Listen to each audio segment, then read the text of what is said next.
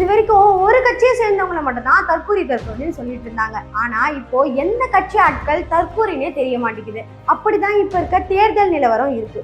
இதெல்லாம் ஒரு சைடு இருக்க, சீமான் பேசி ஒரு ஆடியோ ஒன்று லீக் ஆயிருக்கு. இதெல்லாம் பத்தி நம்ம பார்க்கலாம் வாங்க. மதுரை மாவட்டத்துல எப்படி தாவேகா ஜெயிக்கும், எப்படி அவங்கள ஜெயிக்க விட்டீங்க அப்படின்ற மாதிரி தாவேகாக்கும் திமுகக்கும் இடையில பிரச்சனை வந்திருக்கு. இதுல திமுகவை சேர்ந்தவங்களாம் தாவேகாவை சேர்ந்தவங்கள அடிக்க போயிறாங்க. முன்னாடிதான் தாவேகாவால பிரச்சனை அப்படின்னு சொல்லிட்டு தாவேகா கூட பிரச்சனை பண்ணிட்டு இருந்தாங்க.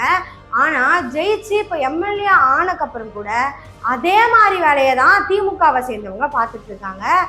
நீங்க எம்எல்ஏ ஆனா என்ன, இல்ல முதலமைச்சர் ஆனா எங்களுக்கு என்ன, நாங்க பண்ண வேண்டிய வேலையெல்லாம் கரெக்டா பண்ணுவோம், எந்த இடத்துல போனாலும் எங்க சண்டை இல்லாம இருக்கவே இருக்காதுப்பா அப்படின்ற மாதிரி திமுகவை சேர்ந்தவங்க பண்ணிட்டு தான் இருக்காங்க. இதை தொடர்ந்து அறிவாலயத்துக்கு முன்னாடி கூடாரம் ஒண்ணு போட்டிருந்தாங்க. ஆனா திமுக தோத்துறோன்னு தெரிஞ்ச உடனே அந்த பந்தல எல்லாம் வேகமா அகற்றினாங்க. அதுக்காக ஒரு நியூஸ் சேனல்ல இருந்து ஒருத்தர் போய் கேட்கிறாரு. அவர் என்ன பதில் சொல்றாருன்னா, திமுக எப்பவுமே தோத்துலாம் போகாது, மக்கள் தப்பான டிசிஷன் எடுத்துட்டாங்க, நாங்களாம் எப்பவுமே தோக்க மாட்டோம், ஒரு வாட்டி தோத்தா கூட அடுத்தடுத்த வாட்டி வந்துகிட்டே இருப்போம், அரசியல்ல இதெல்லாம் சகஜம் அப்படின்ற மாதிரி போயிடுறாங்க. ஒரு சில பேர் இப்படி சொன்னாலும் ஒரு சில பேர் எப்படி சொல்றாங்க அப்படின்னு பாத்தீங்கன்னா, தற்கொலை கூட்டங்க, இப்போ ஓட்டு போட்ட எல்லாருமே தற்கொலை அப்படின்னு சொல்லிட்டாங்க. இது வரைக்கும் தாவேகாவை சேர்ந்தவங்களை மட்டும் தான் தற்கொலைன்னு சொல்லிட்டு இருந்தாங்க. இப்போ மக்கள் எல்லாருமே மொத்தமா சேர்த்து தற்கொலைன்னு சொல்லிட்டாங்க.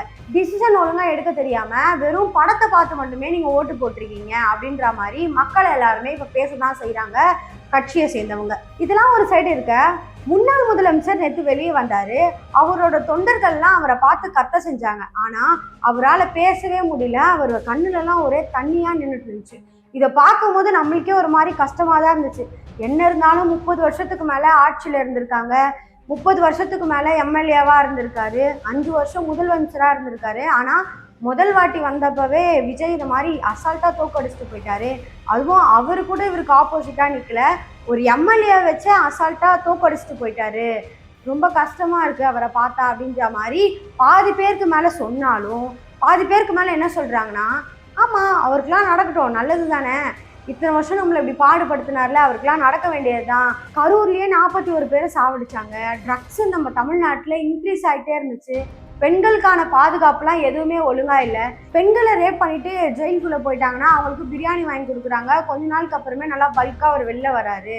இந்த மாதிரிதான் தொடர்ந்து நடந்துட்டு இருக்கு அப்படின்ற மாதிரிலாம் மக்கள் வந்து கமெண்ட் செக்ஷன்ல சொல்லிட்டு தான் இருந்தாங்க. இதெல்லாம் வந்து ஸ்டாலினுக்கு நடக்க வேண்டிய ஒண்ணுதான், நடந்துட்டு போட்டோம் அப்படின்ற மாதிரி பேசிட்டு தான் இருக்காங்க. இன்னொரு சைடு என்ன சொல்றாங்கன்னா, ஸ்டாலின் இவ்வளவு தப்பு பண்ணிட்டாரு, அதனாலதான் மக்கள் வந்து அவர் அசால்ட்டா தூக்கி போட்டாங்க. 30 வருஷமா ஒருத்தர் இருந்திருக்காரு, அவரே அசால்ட்டா தூக்கி போட்டாங்க. விஜய் வந்து இன்னும் 3 வருஷம் கூட ஆகல, அதனால மக்களுக்கு எல்லாமே பார்த்து கரெக்டா பண்ணி தரணும், அவர் சொன்னதெல்லாம் கரெக்டா செய்யணும், பெண்களுக்கான பாதுகாப்பை இன்க்ரீஸ் பண்றேன்னு சொன்னாரு, அதை வந்து ஒழுங்கா பண்ணணும் அப்படின்ற மாதிரி மக்கள் எல்லாம் கருத்துக்கள் வச்சுட்டு தான் இருக்காங்க. தவறுக்கான தண்டனையெல்லாம் கரெக்டா கொடுக்கணும். திமுக ஆட்சியில தான் எல்லாருக்கும் பிரியாணி வாங்கி கொடுத்துட்டு அப்படி இப்படின்னு அனுப்பிச்சு விட்டுட்டு இருந்தாங்க. இந்த ஆட்சியில அப்படிலாம் இருக்கக்கூடாது அப்படின்ற மாதிரி மக்கள் பேசிட்டு தான் இருக்காங்க. சரி, இதெல்லாம் ஒரு சைடு இருக்க, விஜய் வந்து முதலமைச்சரா ஆயிட்டாரா அப்படின்னு கேட்டீங்கன்னா ஒன்னும் ஆகல. அதுக்கான முடிவுலாம் எடுத்துட்டு இருக்காங்கன்னு தான் சொல்லப்படுது. திமுகவும் அதிமுகவும் இன்னும் பேசிட்டே இருக்காங்க. யாரும் விஜய் கூட போகாதீங்க அப்படின்ற மாதிரி பேசிட்டு இருக்காங்கன்னு ஒரு நியூஸ் வெளியாயிருக்கு. ஆனா இன்னொரு சைடு என்ன ஆயிருக்குன்னா, பாமக வந்து தாவேகா கூட கூட்டணி வைக்கிறதுக்கான வாய்ப்பு நிறையவே இருக்கு அப்படின்ற மாதிரி சொல்றாங்க. பாமக சைட்ல இருந்து சௌமியா அன்புமணியை துணை முதலமைச்சரா உட்கார வைக்கலாம் அப்படின்ற மாதிரி பேச்சு போயிட்டு இருக்கதா சொல்றாங்க. இன்னொரு சைடு காங்கிரஸும் கூட்டணிக்கு வரா மாதிரி பேசிட்டு இருக்காங்க.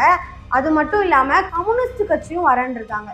இப்போ திமுக அதிமுக கூட கூட்டணியில இருக்க கட்சிங்க எல்லாமே மொத்தமா அவங்கள விட்டு வெளிவந்துடலாம் அப்படின்ற மாதிரி பிளான்ல இருக்கிறதா சொல்லப்படுது. இன்னொரு சைடு அதிமுகவும் திமுகவும் நம்ம கிட்ட இருக்க எம்எல்ஏவெல்லாம் பத்திரமா பாத்துக்கணும், அவங்க வந்து கூப்பிடக்கூடாது அப்படின்னு இவங்களும் பாதுகாக்கிறதாவும், தாவேகா சைட்ல இருந்து நம்ம சைட்ல இருக்க யாரும் அவங்க சைடு போயிடக்கூடாது அப்படின்ற மாதிரி தாவேகா சைட்ல இருந்து பாதுகாக்கிறதாவும் சொல்லப்படுறாங்க. ஏன்னா ஒருவேளை இவங்க 10 அமைச்சரை வாங்கிட்டாலோ இல்ல அவங்க 10 அமைச்சர் வாங்கிட்டாலோ இந்த ஆட்சியே மொத்தமா முடிஞ்சு போயிடும், மறுபடியும் ரீஎலெக்ஷன் வர்றதுக்கான நிறைய வாய்ப்பு இருக்கு. அதனால எல்லா தலைவர்களும் ரொம்ப பாதுகாப்பா அவங்க எம்எல்ஏவெல்லாம் வச்சுட்டு இருக்கிறதா சொல்லப்படுது. ஒரு சைடு முன்னாள் முதல்வர் ஒரு சீட்டு ஜெயிச்சிருக்க கூடாதான்னு அழுதுட்டு இருக்காரு. இன்னொரு சைடு சீமான் ஒரு சீட்டு கூட ஜெயிக்கலையே அப்படின்னு சொல்லிட்டு அவர் அழுதுட்டு இருக்காரு. இவராது பரவாயில்ல, மக்கள் மத்தியில அழுதுட்டு போறாரு, அவரு யாருக்குமே தெரியக்கூடாதுன்ட்டு போன் பண்ணி அழுதுட்டு இருக்காரு. அந்த ஆடியோவை போய் கேளுங்க. நான் அண்ணன் கேக்குறேன், நம்மள தோக்கடிச்சது யாருன்னு நினைக்கிற? நம்ம அத்தால போய் அண்ணன் தம்பி தான், அவ்வளோதான்டா அவங்க அறிவு, அவ்வளோதான் அவங்க புரிதல். என்ன பண்ண முடியும்? நீனும் நானும் அது கூட்டத்தில் தப்பிக்க வரலையா? கொஞ்சம் காலம் விலை கொடுத்தாண்டா தம்பி தீரணும். உனக்கு ஒன்று சுரம்பாரு, மாறுதல் என்பது மகத்தான ஒன்றுதான், ஆனால் அது நிகழ்வதற்கு கொஞ்சம் காலம் எடுத்துக்கொள்கிறது. அந்த காலம் வரை பொறுத்து கொள்ள இயலாத மக்கள் இருக்கிற வாழ்க்கையை இருக்கிறதை சகித்து கொண்டு வாழ பழகி கொள்கிறார்கள். அதனால் மாறுதல் நிகழாமலே போகிறது. இதாண்டா பிரச்சனை. ஒரு திரைக்கவர்ச்சி சினிமா ஒரு சீரழிச்சிருச்சு நம்ம சமூகத்தை. சரி பண்ணாம விட்டு போக முடியுமாடா?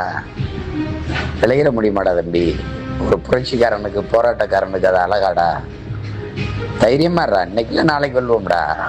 இவ்வளவு பரபரப்பா இருக்க இந்த தேர்தல் நிலவரத்துல யார் கூட யார் கூட்டணி வச்சா நல்லா இருக்கும், அல்லது ரீஎலெக்ஷன் வந்தா நல்லா இருக்குமா? உங்களுக்கு என்ன தோணுது அப்படின்றத மறக்காம கமெண்ட்ஸ்ல சொல்லிட்டு போங்க. இதே மாதிரி நிறைய தகவலை தெரிஞ்சுக்க சிகப்பு நாடா சேனலை சப்ஸ்கிரைப் பண்ணி வச்சுக்கோங்க.